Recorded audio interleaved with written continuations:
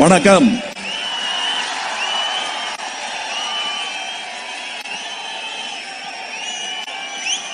நாம் துவங்கி இருக்கும் நியாய போரின் தமிழரின் படை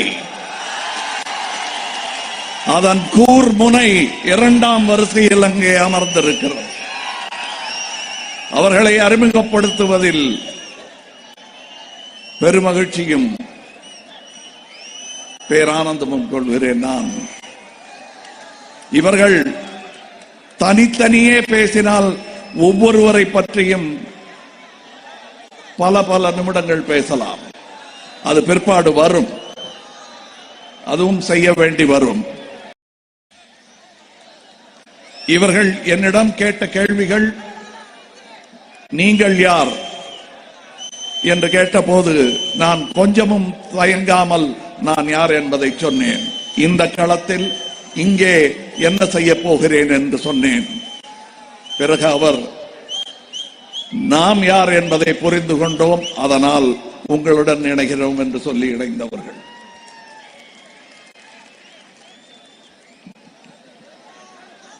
இங்க நீங்க பார்த்தீங்க, 37 வருஷமா அமைதியாக நற்பணிகளை செய்து கொண்டிருந்த கூட்டத்தின் அந்த கூர்முனையையும் நீங்கள் பார்த்தீர்கள். அதற்கு பின்னால் எத்தனையோ ஆயிரம் லட்சம் தோழர்கள் இருக்கிறார்கள். அதில் ஒரு பகுதி தான் இது.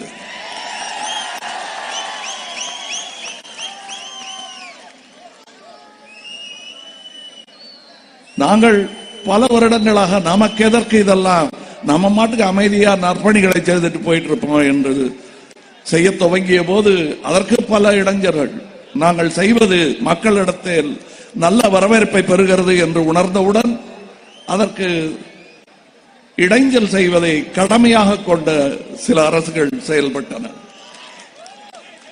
அது உங்களுக்கு தெரியும், அதுக்கெல்லாம் இப்ப போக வேணாம். கடந்தவை கடந்தவையாக இருக்கட்டும், ஆனால் மறந்தவையாக மட்டும் இருக்காது. நினைவில் வைத்துக் கொண்டிருக்கிறோம். ஏதோ நாங்கள் தப்பு செய்வது போன்று ஒளிந்து எங்கள் நற்பணி வாகனம் நகர்வதற்கு யாருக்கும் தெரியாமல் ஒளித்து புதைத்து தண்டவாளம் போட்டோம். நாங்கள் இன்று எங்கள் தண்டவாளமும் உங்கள் வண்டவாளமும் வெளியே வரும் நாள். நான் இங்கே அமைதியாக நம் கட்சியை துவங்கிவிட்டு படிப்படியாக பிரச்சார நிலைக்கு போகலாம் என்று நினைத்தேன். ஆனால் நண்பர் மாண்புமிகு முதல்வர் கேஜரிவால் அவர்கள் இன்றே எனது பிரச்சாரத்தை துவங்கிவிட்டார். நன்றி. நான் கூட கொஞ்சம் மேடை பணிவு கருதி சொல்ல வேண்டாம், பிற்பாடு சொல்லிக் கொள்ளலாம் என்று நினைத்ததை இப்போதே துவங்கி வைத்து எங்கள் வேகத்தை கூட்டிய திரு கேஜரிவால் அவர்களுக்கு மனமார்ந்த நன்றி. அதற்கு காரணம் அவருக்கு தெரியும், எனது நேரமின்மை அவருக்கு புரியும், மக்களின் நேரமின்மை அவருக்கு புரியும். எத்தனை காலம், இன்னும் எத்தனை காலம் காத்திருப்போம்? இந்த அநீதிகளை பார்த்துக் கொண்டே எத்தனை காலம் நாம் ஊமைகளாய் கனவு கொண்டு கொண்டிருப்போம்? இன்று பேசும் நாள், நாளை செயல். என்ன உங்கள் கட்சி என்று கேட்கிறார்கள். நேற்று என்னுடன் பேசிய ஆந்திர முதல்வர், அவரிடம் சொன்னேன், எப்படி திரு கேஜரிவால் அவர்கள் என்னை கதாநாயகன் என்றாரோ அப்படி நான் அரசியல் நாயகர்களிலே நான் மதிக்கும் மிக முக்கியமான நாயகர்களில் நீங்களும் ஒருவர் என்று அவரிடம் சொன்ன போது, மிக்க நன்றி, செயலை துவங்குங்கள் என்றார். ஐயா, உங்களுடைய சித்தாந்தங்களுக்கும் எனக்கும் எனது கட்சியின் சித்தாந்தங்களும் மாறுபடலாம், இருப்பினும் நான் உங்கள் ரசிகன் அப்படின்னு சொன்ன போது, இசமெல்லாம் நமக்கு கருவிதான். இன்று உலகெங்கிலும் யாரும் இசங்களை பற்றி கவலைப்படுவதில்லை. இடதா வலதா என்பதை எல்லாம் யோசிக்காமல் மக்கள் நலன்தான் அவர்கள் கொள்கையாக கோட்பாடாக இருக்கிறது என்று என் மனதில் உள்ளதை அவரும் பிரதிபலித்தது. ஓஹோ, நாம் நல்ல வழியில் தான் போய்கொண்டிருக்கிறோம் என்ற நம்பிக்கையை எனக்கு கொடுத்தது. நேற்று ராத்திரி நியாயமாக இத்தகைய விழா இன்று நடக்கும் போது நிம்மதியாக தூங்க முடியாது யாரும். ஆனால் நான் நிம்மதியாக தூங்கினேன். அந்த வாக்குறுதி எனக்கு கிடைத்தது பக்கத்து மாநில முதல்வரிடமிருந்து. மீண்டும் இன்று மாலை இதோ இங்கே டெல்லி முதல்வர் சொல்லி இருக்கிறார். நான் மனதில் நினைத்துக் கொண்டு வெளியே சொன்னால் இதை நம்புவார்களா என்று சொல்லும் போது செயல்படுத்தி காட்டிய வீரர் இங்கே எனக்கு சொல்லி காட்டினார், இங்கே பணத்திற்கு பஞ்சம் இல்லை, நல்ல மனத்திற்குத்தான் பஞ்சம் என்று. அந்த பஞ்சத்தை போக்கும் பெருங்கூட்டம் இங்கே இருக்கிறது. இந்த கூட்டத்தின் தலைவன் அல்ல நான், தொண்டன் என்பதை ஞாபகம் வைத்துக் கொள்ளுங்கள். அப்படித்தான் இருக்க வேண்டும். நீங்கள் தான் ஆதிக்கம் செலுத்த வேண்டும். உங்களின் பால் யாரையும் ஆதிக்கம் செலுத்த விடாதீர்கள் என்பது தாழ்மையான வேண்டுகோள் அல்ல. தமிழன் என்ற முறையில் நாமே நமக்கு நாம் இட்டுக் கொள்ள வேண்டிய உத்தரவு, செய்ய வேண்டிய சத்தியம். இன்னைக்கு நான் சொல்றேன், என்ன கட்சி கொள்கைகள்னு கேட்கிறாங்க. வரிசையா அவர் சொன்னார், எல்லா நல்ல முதலமைச்சர்களுக்கும் இருக்கும் கொள்கைதான் இந்த கட்சியின் தலைமைக்கும் இருக்கிறது. நல்ல கல்வி, தரமான கல்வி, எல்லா தரப்பினருக்கும் போய் சேர வேண்டும். சாதியும் மதத்தையும் சொல்லி சொல்லி விளையாடிய விளையாட்டுகள் நிறுத்தப்பட வேண்டும்.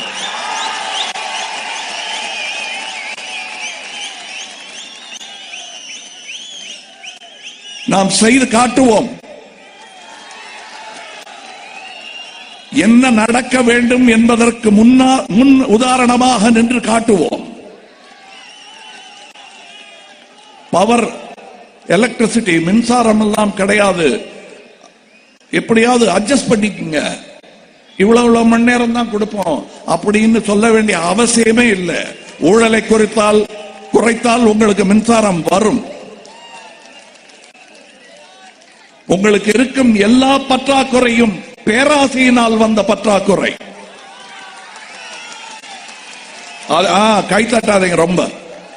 அதுல உங்களுக்கும் கொஞ்சம் பங்கு இருக்கு, நம்மளுக்கும் கொஞ்சம் பங்கு இருக்கு. ஏன்னா இவ்வளவு நாள் அதை பார்த்து வேடிக்கை பார்த்துக்கிட்டு சும்மா இருந்தோம்.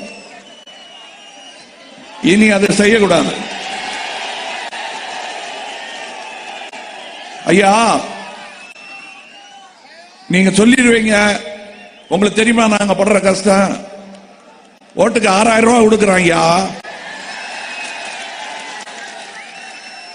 நீங்க கொடுப்பீங்களா? சொல்றீங்க நேர்மை நியாயம்னு, நீங்க கொடுப்பீங்களா? ஓட்டுக்கு 6000 ரூபாய் கொடுக்க மாட்டேன். எங்க கையில காசு கிடையாது, இருந்தாலும் கொடுக்க மாட்டேன். அதை உனக்காக செலவு பண்ணுவேன் தவிர உன் கையில விளையாட்டுக்கு கொடுக்க மாட்டேன். உங்களுடைய ஓட்டின் வலிமை தெரியாமல், அதன் விலை தெரியாமல் அடிமாட்டு விலைக்கு விற்று விட்டீர்கள் என்பதை சொல்லுகிறேன். அதை வியாபாரமாக நினைத்தால் கூட நீங்கள் விற்ற விலை சரியானதல்ல, ஏமாற்றப்பட்டீர்கள். நல்ல கட்சிக்கு ஓட்டு போட்டிருந்தீர்களே ஆனால் 6000 ரூபாய் இல்லை, வருடத்திற்கு 6 லட்சம் ரூபாய் கூட கிடைத்திருக்கலாம். அதை கோட்டை விட்டுட்டு 6000 5 வருஷத்துல வகுத்து பாருங்க, ஒரு நாளைக்கு 99 பைசாவோ என்னமோ வரும். ஏன்னா வருஷம் பூரா அந்த டேர்ம் பூரா அவர்கிட்ட ஒண்ணுமே கேட்க முடியாது. அந்த 5 வருஷம் என்ன ஒண்ணு நடக்கலையான்னு கேட்டா கண்ணுல கண்ணு பார்த்து பாசி பாப்பான் அப்படின்னு கேட்பாங்க. வாங்கல போ அப்படின்றாங்க.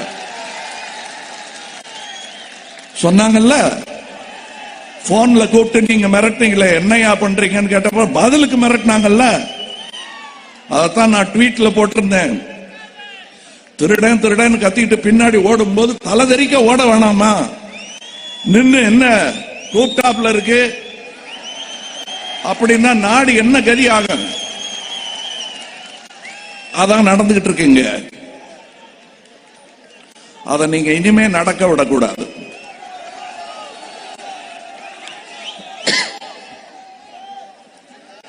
படித்த இளைஞர்கள் எத்தனையோ பேர் இருக்கிறார்கள், வேலை வாய்ப்பின்றி இங்கே இருப்பார்கள்.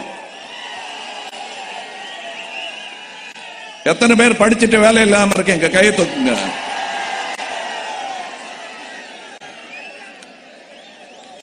அது இல்லாம செய்ய முடியும், இந்த சங்கடம் இல்லாமல் செய்ய முடியும். திறமைகளை வளர்த்துக் கொள்ளுங்கள். நாங்க சொன்ன அந்த 8 கிராமங்களை தத்தெடுப்போம் என்று சொன்னதை கிண்டல் அடிக்கிறார்கள், கேலி செய்கிறார்கள். அதை செய்வதற்கான முனைப்புத்தான் இந்த 8 கிராமங்கள். இந்த 8 கிராமங்களை செய்து காட்டுகிறோம். அதில் உங்களுக்கு அதிருப்தி இருந்தால் சொல்லுங்கள், திருத்திக் கொள்கிறோம். பிடிச்ச முயலுக்கு 3 கால்னு சொல்லிட்டு இருக்க அலைய மாட்டோம். நாங்க முயலையே கறி பண்ணி சாப்பிட்டுட்டு முயலா 3 காலா அப்படிலாம் ஒண்ணும் இல்லையேன்னு சொல்லிட்டு இருக்காங்க. நீங்களும் நம்பிக்கிட்டு சரி முயலே இல்லை போல் இருக்குன்னு நம்பிட்டு இருக்கீங்க. முடிஞ்சு போச்சு அந்த காலம். அடுத்த கட்டம் தொடங்குகிறது. இன்னைக்கு நான் சொல்றேன், தண்ணி இல்ல, சரி காவிரி பிரச்சனைக்கு என்ன பதில் சொல்ல போகிறீர்கள் அப்படிங்கிறாங்க. எப்பவோ சொல்லி இருக்கிறாங்க இதுக்கு பதில். சும்மா ஒருத்தருக்கு ஒருத்தர் தூண்டி விட்டு விளையாடி எரியிற வீட்டுல பீடி பத்த வைக்கிறது தான் வேலை. இத்தனை நாள் அதான் நடந்துகிட்டு இருந்துச்சு. நான் ஒன்னு சொல்றேன், இங்க இருந்து பெங்களூர்ல இருந்து கூட சகோதரர்கள் வந்திருக்கிறார்கள் என்று நினைக்கிறேன். இவ்வளவு பேசுறியா, நீ தண்ணி வாங்கி கொடுப்பியா அப்படின்னு கேட்கிறாங்க. ஒழுங்கா முறையாக உரையாடல் நடந்தது என்றால், டயலாக் என்று சொல்வார்கள் ஆங்கிலத்தில், அந்த டயலாக் நடந்தது என்றால் எந்த மாநிலமும் எந்த மாநிலத்திடமிருந்தும் நமக்கு தேவையான விஷயங்களை பெற முடியும், பேசி பெற முடியும். நீங்க தண்ணி தானே கேக்குறீங்க, என்னால ரத்தத்தை வாங்கி கொடுக்க முடியும். அங்க இருந்து இருங்க இருங்க இருங்க, ரத்தம் சொல்லும் போது ஏதோ சண்டைக்கு தயாரான்னு நினைக்காதீங்க. ரத்த தானத்தை சொல்றேன் நானு. சுனாமி வந்த போது, வெள்ளம் வந்த போது பெங்களூர்ல இருந்து வந்து உங்களுக்கு உதவி பண்ணிட்டு போனாங்க. அந்த மானிடமும் அங்க இருக்குல்ல, அதை தொட்டோம்னா வரும். யார் ரத்தத்தை கூட கொடுப்பாங்க, கொடுத்திருக்காங்க இவங்க இருக்கிறவங்க. என்னுடைய பெங்களூர் சகோதரர்கள் இங்க வந்து தமிழ்நாட்டில் ரத்த தானம் பண்ணிருக்காங்க. பண்ணிருக்கீங்களா இல்லையா? அதான் அது கூட நடக்கும். செய்து காட்டி இருக்கிறோம், செஞ்சிருக்கோமா இல்லையா? அப்புறம் என்னையா சொல்றீங்க? நடக்க மாட்டோம், வெட்டு குத்து வரும், கிளப்பி விட்டா யாரு கூட யாரு வேணா சண்டை போடுவாங்க. அதை செய்யாதீங்க, போதும். உட்கார்ந்து பேசுவோம். இங்கே பினராயி விஜயன் அவர்கள் எந்த நம்பிக்கையில் சொல்லுகிறார்? அவர்கள் எல்லாவற்றையுமே ஒரு விமர்சன கண்ணோடு பார்ப்பவர். நம்பிக்கையோடு நம்மை வாழ்த்தி இருக்கிறார் என்றால் நமக்கு எதிர்காலம் இருக்கிறது என்றுதான் பொருள். அந்த எதிர்காலத்தை நோக்கி நகர்வோம். கொள்கை விளக்கம் ரொம்ப சுருக்கமா சொல்லிட்டாரு. இந்த கூட்டத்துக்கிட்ட சொல்ல வேண்டியது இது போதுமானது, அவர்களுக்கு புரியும். தோண்டி தோண்டி கேட்கிறாங்களே, அவர்களுக்கு சொல்வதற்கு புத்தகம் கொடுக்க முடியும் எங்களால். அதற்கான வேலைகள் நடந்து கொண்டிருக்கின்றன.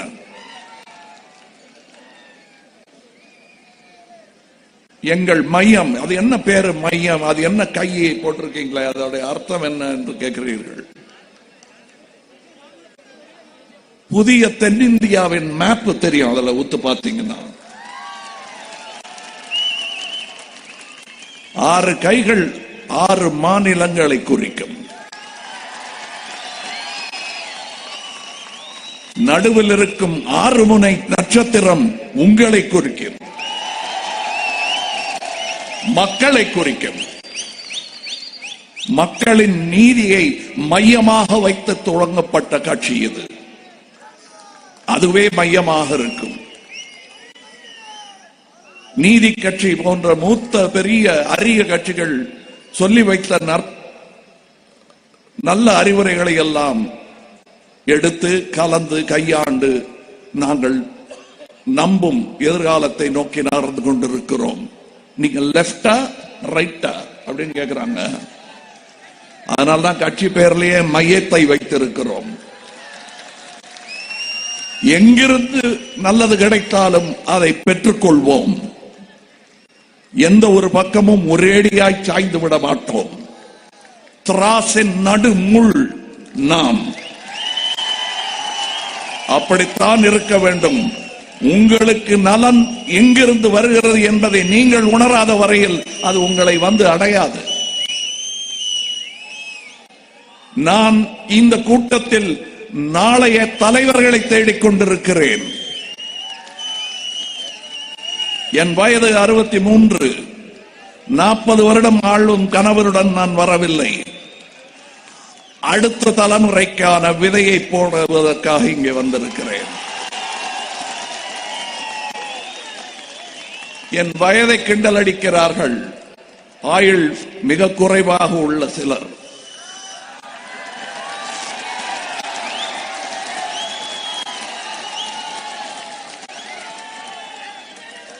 நான் சொல்லுகிறேன், சொல்லுவாங்க என் மூச்சுள்ள வரைன்னு. நான் இதுவரை நடித்தேன். நடித்தது ஃப்ரீயா நடிக்கல, காசு வாங்கிட்டு நடிச்சேன். நீங்க அதை காசு கொடுத்து பாத்தீங்க, அந்த காசு அப்படியே சுத்தி இப்படி சுத்தி எனக்கு சம்பளமா வந்துச்சு. அதற்கு நன்றியா நான் என்ன பண்ணேன், கூட்டத்தில் போகும்போது கையாட்டுவேன். நீங்களும் என்ன பார்த்து கையாட்டாருன்னு சந்தோஷமா இருந்தீங்க. இப்படித்தான் இருந்தது நம்முடைய தொடர்பு. நிதானமாக அமர்ந்து யோசித்து பார்க்கும் பொழுது இந்த அன்புக்கெல்லாம் பிரதிகாரமாக பதிலாக நான் என்ன செய்தேன் என்று யோசித்து பார்த்தால் ஒன்றுமே இல்லை. நல்ல கார்ல வந்து என்னை வாழ வச்சுட்டீங்க, ரொம்ப சந்தோஷம் அப்படின்னு கையாட்டி போனதோட சரி. ஒரு குற்ற உணர்வே என்னை பாதிக்க ஆரம்பித்தது, பீடிக்க ஆரம்பித்தது. முடிவு செய்தேன், இனி எஞ்சிய வாழ்க்கை உங்களுக்காக.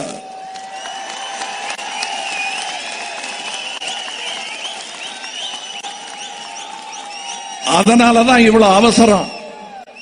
அதனாலதான் இதை எப்படியாவது செஞ்சு நானே பார்த்து விட்டு போக வேண்டும் என்ற ஆசை. எங்கள் கட்சியின் கட்டமைப்பை பாருங்கள். உங்களுக்கு எப்படியும் சொல்லித்தானே தீர்வோம். அது எப்படியும் வெளியே வந்துதானே தீரும். எலெக்ஷன் கமிஷன்ல ரெஜிஸ்டர் ஆயாச்சு இந்த கட்சி. அவங்க ஒத்துக்கிட்டு ரசீது கொடுத்துட்டாங்க. இப்ப அதுக்கப்புறம் 30 நாள்ல தெரியும். ஆனால் எங்கள் கட்டமைப்பை பார்த்தால் என்னுடன் முடியும் கட்சி அல்ல இது. குறைந்தது ஒரு 3-4 தலைமுறையாவது தாக்குப்பிடிக்க வேண்டிய ஒரு கட்சியை நாங்கள் உருவாக்க வேண்டும் என்ற எண்ணத்தில் உருவாக்கி இருக்கிறோம். எனக்கு என்றால் ஓடாது. அது அப்படி முந்தாது இருந்தால் நாளை நமது. எனக்கு மட்டும் என்றால் நாளை நமதாகுமா? சொல்லுங்கள். காந்தியார் அவர்கள் சொன்னார்கள், இந்த உலகத்தில் நம் தேவைக்கான எல்லாம் இருக்கிறது, பேராசைக்கான எதுவும் கிடைக்காது. ஏன்னா ஒருத்தன் பேராசைப்பட்டுட்டானா உலகமே பத்தாதுங்க. அந்த பேராசைக்கு இடம் கொடுக்காமல் நமக்கு தேவையான, அதாவது போதும் என்ற மனம் நான் சொல்லல, அதற்கான உழைப்பை நீங்கள் தர வேண்டும். 6000 ரூபாய் வாங்கிட்டு வருஷம் பூரா சும்மா இருந்துடலாம்னு நினைக்கிறது வந்து அது நியாயமே இல்லை. எப்படி பார்த்தாலும் உங்களுக்கு நியாயம் இல்லை. நாடு என்ன ஆகுங்கிறதெல்லாம் அப்புறம் யோசிக்க. நீங்க என்ன ஆவீங்க, என்ன ஆயிட்டு இருக்கீங்க பாருங்க. இல்லைங்க, எல்லாம் பள்ளிக்கூடம், அதை சிறப்பாக நடத்த வேண்டியது அரசு. கல்வியை பற்றி சொன்னார் மாண்புமிகு முதல்வர் அவர்கள். அதை தனியார்கிட்ட கொடுத்துட்டு சாராய வியாபாரம் யார் வேணா பண்ணலாம், அதை எடுத்து அரசு நடத்துவது என்பது வந்து வேடிக்கையான விஷயம். நீங்களும் சிரிச்சுக்கிட்டே பார்த்துக்கிட்டு இருக்கீங்க.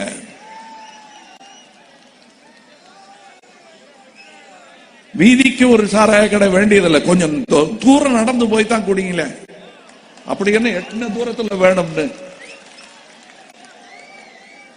கொஞ்சம் யோசிச்சு பாருங்க. நாம என்ன பண்ணிட்டு இருக்கோம், எங்க போயிட்டு இருக்கோம்? பள்ளி பருவத்திலேயே தண்ணி ஓட ஆரம்பிக்கிறதுக்கான எல்லா வசதிகளும் இன்று செய்து கொடுத்திருக்கிறோம். நாம் அதெல்லாம் மாறணும். கல்வியின் தரம் போதாது. கல்வி கொடுக்கிறோம் எதையாவது கொடுத்துடக்கூடாது. வெறும் பைய கொடுத்து அனுப்பக்கூடாது. இளமையில் கல், முதுமையில் மண் அப்படி ஆயிடும். நான் உங்களுக்கு சொல்லுகிறேன், இந்த பேச்சு மேடை இவ்வளவு பேசினால் போதுமானது. எங்களுடைய மேடைகளில் எல்லாம் செவிசாய்க்கும் மேடைகளாக இருக்கும். இவ்வளவு நேரம் பேசினேன், நீங்க கேட்டுட்டு இருந்தீங்க. இது ஒரு அறிவுரை மேடை அல்ல, அறிவு பெறும் மேடை. நீங்கள் மட்டுமல்ல, நானும். அதனால் இனி வரும் நமது மேடைகளில் எல்லாம் உங்கள் மத்தியில் இருந்து கேள்விகளை எடுத்துக்கொண்டு பதில் அளிக்க முற்படுவேன். பதில் எனக்கு தெரியாத பட்சத்தில் கேட்டு சொல்லுகிறேன், பொறுத்திருங்கள் என்று சொல்லிக் கொள்வேன். அதற்கு நீங்கள் எனக்கு அவகாசம் கொடுக்க வேண்டும். தெரிந்த பதிலை கேட்ட கேள்வி கேட்ட நபருக்கு கடிதம் மூலமாவது எழுதி அனுப்புவேன். இது நான் செய்யும் சத்தியம். கேள்விகள் இருக்கா? கேட்டாங்களா? நிறைய இருக்கு சார், நிறைய இருக்கா? நேரம் ஜாஸ்தி இல்லை, அதனால நண்பர்களே, மாலையிலேயே கேள்வி கேட்பதற்கான பெட்டிகள் வைக்கப்பட்டு விட்டது. பெட்டிகளிலே நீங்கள் எழுதிய அனைத்து கேள்விகளையும் திரட்டி வைத்திருக்கிறோம். அவைகளில் ஒரே தன்மையான கேள்விகளை தனியாக பிரித்திருக்கிறோம். இந்த அரங்கில் தேர்ந்தெடுக்கப்பட்ட சில கேள்விகளை மட்டும் அவரிடத்தில் கேட்கிறோம். எஞ்சிய கேள்விகளுக்கான விடை அவர் கைப்பட கடிதம் எழுதி அவரே சொன்னது போல் நீங்கள் முகவரி எழுதியிருந்தால் உங்களுக்கு வந்து சேரும். கேள்விகள் ரொம்ப சார், ஆனால் சிலவற்றை ஒரே தன்மையுடைய கேள்விகளை தொகுத்து கொடுத்திருக்கிறோம். நிறைய பேர் கேட்டிருக்கிறார்கள், இவ்வளவு நாள் எங்கே இருந்தீர்கள் என்பது கேள்வி. இவ்வளவு நாள் எங்கே இருந்தீர்கள்? வேறு நாள் உங்கள் உள்ளங்களில் இருந்தேன். இனிமேல் உங்கள் இல்லங்களில் எல்லாம் இருக்க ஆசைப்படுகிறேன்.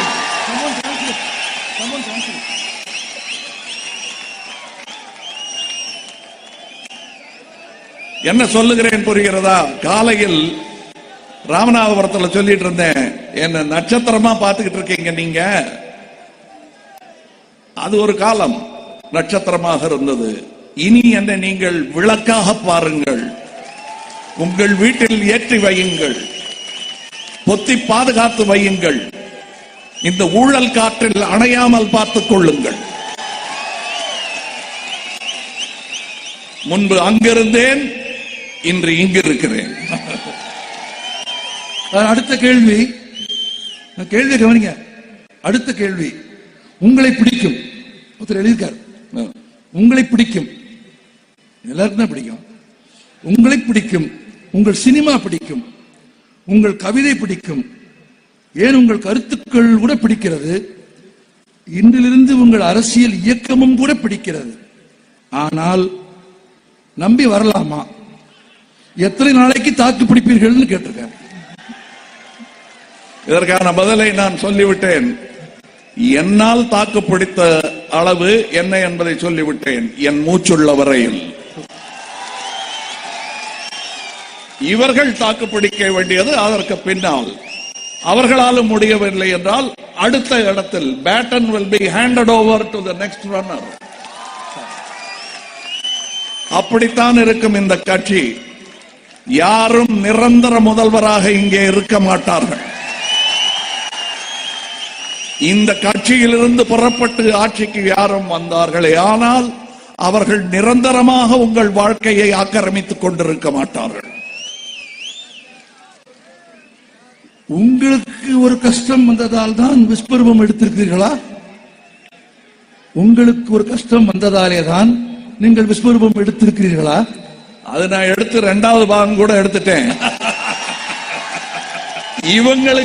இவங்களுக்கு வந்த கஷ்டத்தை பார்த்து கொண்டிருக்கிறேன். கோபம் வருகிறது. இனிமேல் தான் எடுக்க வேண்டும் விஸ்வரூபம் இவர்களுடன் சேர்ந்து.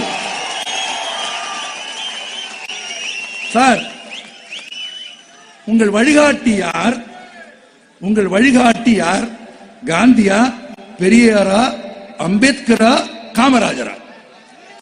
ஏயா இருங்க. இப்ப என்ன பகுத்தறிவுவாதி அப்படின்லாம் கேள்வி பண்ணுவாங்க. அது ஓகே, அது நிஜமும் கூட. ஆனா நீங்க எத்தனை சாமி கும்பிடுறீங்க?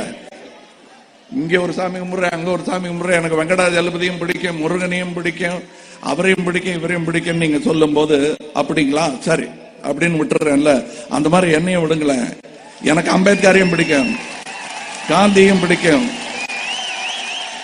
நேருவையும் பிடிக்கும். இதோ இன்னைக்கு வந்தாரு எங்ககிட்ட அறிவுரை சொல்லி முன்னுதாரணமாக நின்று காட்டிக் கொண்டிருக்கிறாரு. இவரையும் பிடிக்கும், சந்திரபாபு நாயுடுவையும் பிடிக்கும், ஒபாமாவையும் பிடிக்கும், பினராயி விஜயனை பிடிக்கும். முதல்ல நான் தொடங்கும் போது பினராயி விஜயனை பார்க்கத்தான் போனேன். நான் செய்து காட்டிக் கொண்டிருக்கும் வீரர்கள் செத்த பிறகு இப்படி ஒரு ஆள் இல்லையேன்னு கவலைப்படுறதை விட இருக்கும் போது இருக்கிறார்களே என்று போற்றுவோம். ஊழலை ஒழிப்போம் என்கிறீர்கள், ஒழிக்க வேண்டும் என்கிறீர்கள். இதை எல்லோரும் சொல்லிவிட்டார்கள். அதுவே பெரிய ஊழலாகிவிட்டது. நீங்கள் எப்படி ஒழிப்பீர்கள்? நான் ஒழிக்கணுமா? இது நல்ல கதையா இருக்க. எல்லாரும் சேர்ந்துட்டு என்ன மட்டும் ஒழிக்க சொன்னா எப்படி? நாம் சேர்ந்து ஒழிப்போம். தனியா என்னால முடியுமா சொல்லுங்க? தனி மரம் தோப்பாகாது. வாங்க ஒழிப்போம், செஞ்சு காட்டுவோம். முடியுமா முடியாதா? அதற்கு தனிப்பட்ட தியாகம் கொஞ்சம் செய்ய வேண்டியிருக்கும். பெரிய தியாகம் இல்ல. அதாவது உடம்பு நல்லா இருக்க எக்ஸசைஸ் பண்ற மாதிரி, உடற்பயிற்சி செய்கிற மாதிரி, அந்த மாதிரி சின்ன தியாகங்கள் தான். அது கூட செய்ய மாட்டீங்களா? செய்வீங்களா மாட்டீங்களா? அவ்வளவுதான். பாருங்க நாடு எங்க போகுதுன்னு. அதை செஞ்சு காட்டுங்க, பாருங்க தன்னால போயிடும். நான் செய்ய மாட்டேன்னு சொல்லு. உங்கள் அளவில் ஊழல் இல்லாமல் பார்த்துக் கொள்ளுங்கள். உங்கள் உலகம் ஊழலற்ற உலகமாக கொஞ்சம் கொஞ்சமாக மாறிவிடும். இது சத்தியம்.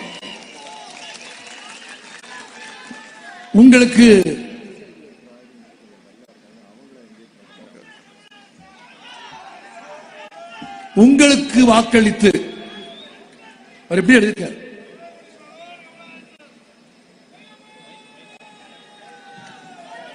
மைக் மைக் இல்ல, நீங்க எதுல பேசுவீங்க? நீங்க எதுல பேசுவீங்க? ஓகே, ஆமா அவங்களுக்கு தெரியல. மாறு. உங்களுக்கு வாக்களித்து கவனிங்க. கேள்வி கேட்டா கேள்வி கேட்டவங்க கவனிக்க. அப்படி உங்களுக்கு வாக்களித்து ஒருவேளை நீங்கள் ஆட்சிக்கு வந்துவிட்டால் ஆண்களுக்கு குவார்ட்டரும் பெண்களுக்கு ஸ்கூட்டருமான இலவச திட்டங்கள் நீடிக்குமா என்று கேட்டிருக்கிறார். அது நான் முன்னாடியே சொல்லிட்டேன். குவார்ட்டரும் ஸ்கூட்டரும் கொடுத்துட்டு இருக்க முடியாது.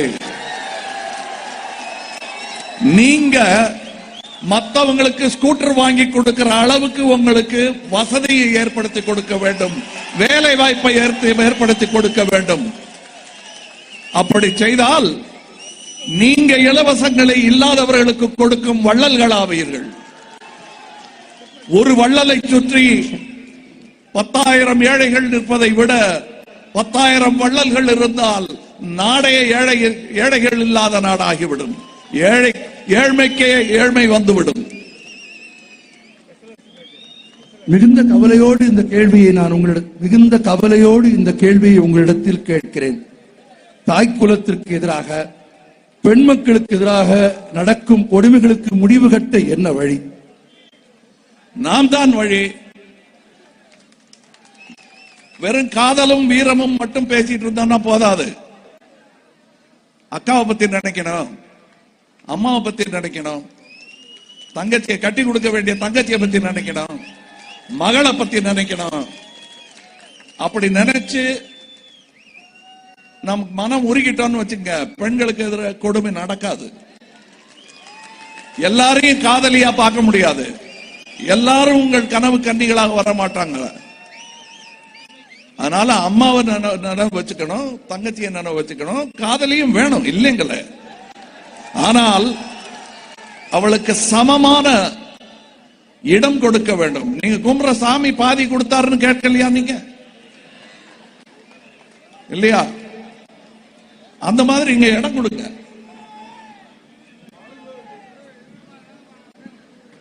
ஹார்வர்டில் தமிழ் பல்கலைக்கழகத்தில் ஹார்வர்ட் பல்கலைக்கழகத்தில் தமிழ் இருக்கை உருவாக்குவதற்கு நீங்கள் நன்கொடை அளித்திருக்கிறீர்கள். நல்ல காரியம், பாராட்டுகிறேன். ஆனால் பத்மபூஷன் அவர்களே, தமிழ்நாட்டில் தமிழ் செத்துக் கொண்டிருக்கிறது, என்ன செய்வதாக உத்தேசம்? என்ன செய்யறதா உத்தேசம்? நீ என்ன கேட்கிறாரு? என்ன செய்யறதா உத்தேசம்? சந்தோஷமா தமிழ் பேசுங்க, அது போதும். உங்கள் உரைநடையில் தமிழ் இருந்தால் தமிழ் நடக்கும்.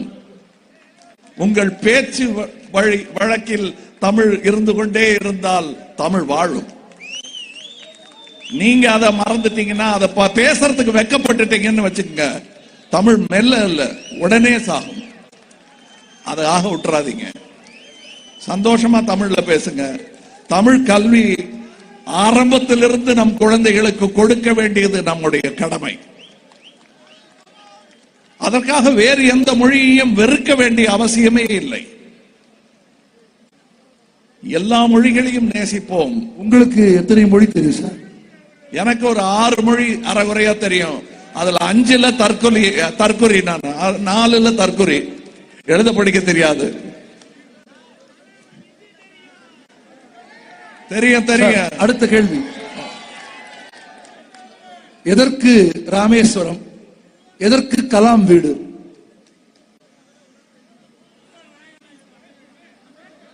எதற்கு ராமேஸ்வரம், எதற்கு கலாம் வீடு? கேள்வி ஆர்டர் மாறி வந்துருச்சு. கலாம் வீடு இருக்கிற இடம் ராமேஸ்வரம். Super sir. அதுக்கு போனேன். ராமேஸ்வரத்துக்கு போனோம், கூடவே கலாமையும் பார்த்துட்டு வரலான்னு வரல. எனக்கு பாவ புண்ணியத்தை விட நியாய தர்மத்தில் நம்பிக்கை அதிகம். அது இங்கே இருக்கிறது. இதுவே என் புண்ணிய பூமி. ரொம்ப பர்சனலா ஒருத்தர் கேள்வி கேட்டிருக்காரு. அவர் எழுதுன மாதிரியே சொல்லிடுறேன். தலைவா, கால் வலி எப்படி இருக்கு? கால்வாசி குறைஞ்சிருக்கு.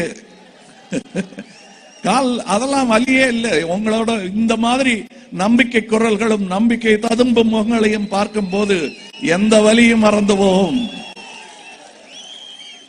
ஆனால் தமிழன் முன்னேறாமல் துவண்டு கிடப்பதை பார்க்கும் பொழுது இருக்கும் வலி மாற்றத்தை நீங்கள் ஏற்படுத்தும் வரை போகாது.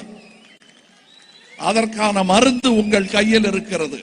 அத விரல்ல வைப்பாங்க, இங்க நுனியில. அந்த மருந்து சரியா நீங்க வச்சுக்கிட்டு சரியான இடத்துக்கு நீங்க தேவையான உதவிகளை செய்தால் என் எல்லா வலியும் போய்விடும். ஏன், உங்கள் வலியும் போய்விடும். மீண்டும் ஒரு தனிப்பட்ட கேள்வி, உங்கள் பிள்ளைகள் அரசியலுக்கு வருவார்களா? என் பிள்ளைகள் அரசியலுக்கு வருவார்களா? இதோ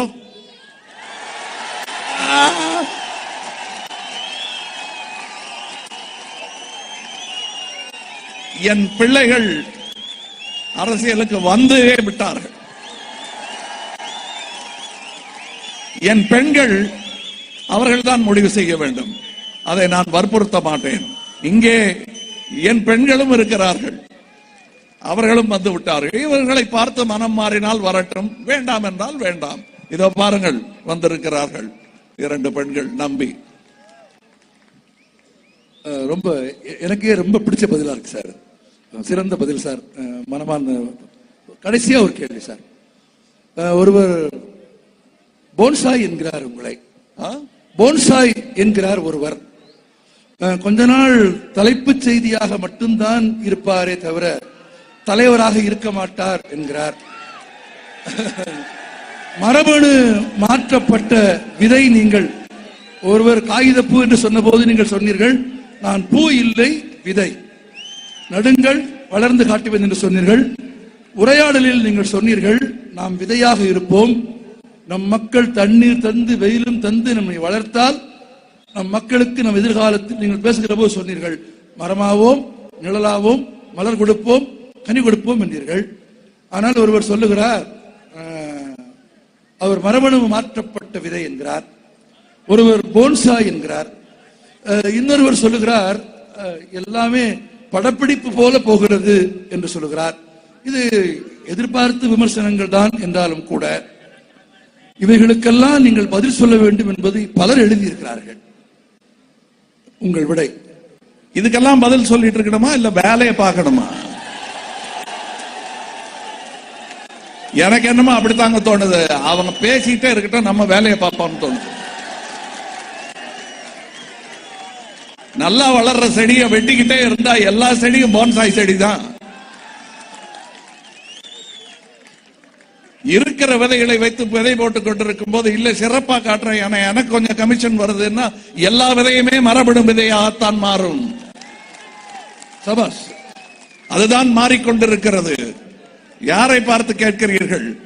தைரியமாக பேசிவிட்டால் தர்மமும் நியாயமும் உண்மையும் உங்கள் பக்கம் இருக்கிறது என்று நம்பி விடுவார்களா? செய்து காட்டுங்கள். எங்கள் மேல் அத்தனை ஆத்திரமும் கோபமும் இருந்தால் நல்ல விஷயங்களை எல்லாம் செய்து காட்டுங்கள். ஆஹா, நம் வேலை முடிந்தது என்று நாங்கள் வீட்டுக்கு போய் விடலாம். உங்களால் முடியாது. நீங்கள் செய்ய மாட்டீர்கள். செய்யும் சாயல் தெரிந்திருந்தால் நாங்கள் வந்திருக்கவே மாட்டோம்.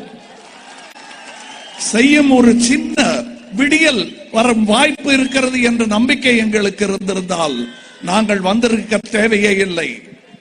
ஆனால் அந்த தேவையை உருவாக்கியவர்கள் நீங்கள். மக்கள் நீதி மையத்தை உருவாக்கியவர்கள் அவர்கள். அதை நடத்தப் போவர்கள் நீங்கள். வாழிய பல்லாண்டு, வாழிய செந்தமிழ், வாழ்க நற்றமிழன், வாழிய பாரத மணி திருநாடு.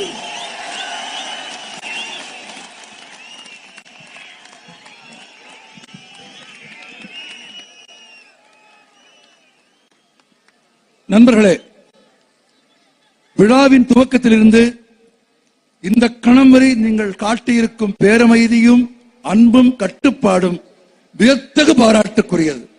உங்களுக்காக அரங்கில் இருக்கிற sir, we wanted to appreciate their discipline and we wanted to appreciate their cooperation and discipline for the first time.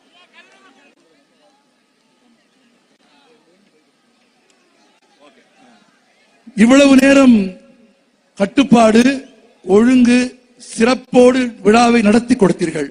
எல்லா காலத்திலும் நீங்கள் கைதட்டுவீர்கள். மேடையிலே இருந்தவர்கள் கேட்டுக் கொண்டிருந்தார்கள். உங்கள் பங்களிப்பிற்காக நாங்கள் எல்லோரும் எழுந்து நின்று கைதட்டுகிறோம். நீங்கள் ஏற்றுக்கொள்ளுங்கள்.